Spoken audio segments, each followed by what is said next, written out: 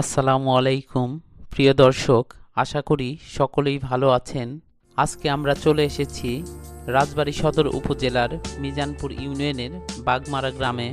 আজকে আপনাদেরকে দেখাবো একজন সফল চাষি শুকুর আলী কিভাবে তার জমিতে স্থানীয় জাতের ঢেঁড়স চাষ করে লাভবান হয়েছেন। ঢেঁড়সের স্থানীয় হাইব্রিড জাতের চাষ হয়ে থাকে। বর্তমানে আমাদের দেশের কৃষকরা অধিক পরিমাণে হাইব্রিড জাতের ঢেঁড়সের চাষ করে থাকেন, কিন্তু হাইব্রিড জাতের ঢেঁড়সের জীবনকাল 140 থেকে 150 দিন। স্থানীয় জাত প্রায় সারা বৎসরই ফল দিয়ে থাকে। ফল আসা শুরু হলে 1 থেকে 2 দিন পর পর ঢেঁড়স সংগ্রহ করা যায়। এখন আমরা কথা বলবো ঢেঁড়স চাষি শুকুর আলী ভাইয়ের সাথে। তিনি স্থানীয় জাত চাষ করে কিভাবে সফলতার মুখ দেখেছেন, চলুন তার মুখ থেকেই শুনে নেই।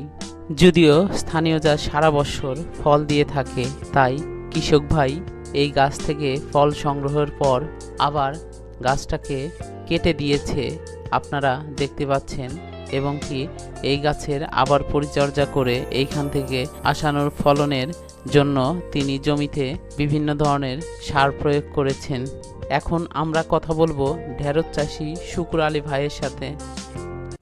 আসসালামু আলাইকুম, আমি শুকুর আলী খা, গ্রাম বাগমারা, মিজানপুর ইউনিয়ন, রাজবাড়ী জেলা।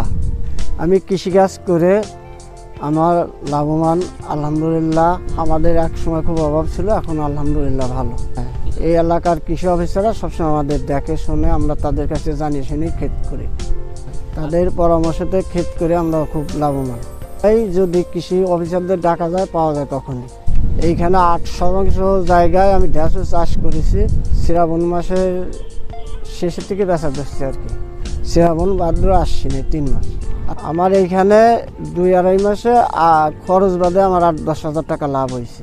এটা স্থানীয় একটা ভেন্ডির জাত, এটার চাহিদা ভালো। হ্যাঁ, এই ভেন্ডিটার বাজারের চাহিদা ভালো, এটা কালার ভালো। এখন 40-50 টাকা কেজি।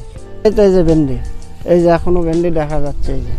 এই যে দেখেন, এখনো গাছ শেষ হয়ে গেছে, এখনো ভেন্ডি আছে। এই দেখেন, একদিন পর পর 25-30 কেজি তুলতে পারি। ঢেঁড়স চাষের বিভিন্ন প্রতিবন্ধকতা সৃষ্টি হয়। ঢেঁড়স চাষের প্রতিবন্ধকতার মধ্যে পোকা এবং রোগবালাইয়ের আক্রমণ হয়ে থাকে। পোকামাকড়ের মধ্যে ফল ছিদ্রকারী পোকাই সবচেয়ে বেশি ক্ষতি করে। এছাড়া জাপ পোকা, সাদামাছি, সাতরা পোকা, লাল গান্ধী ইত্যাদিও ক্ষতি করে। রোগ ব্যবস্থাপনার মধ্যে হলুদের শিরা স্বচ্ছতা ঢেঁড়সের প্রধান ক্ষতিকার রোগ। এছাড়া মোজাইক ও পাতায় দাগ রোগ দেখা যায়। ফল ছিদ্রকারী পোকার আক্রমণ দেখা দিলে আমরা প্রোক্লেম ব্যবহার করব।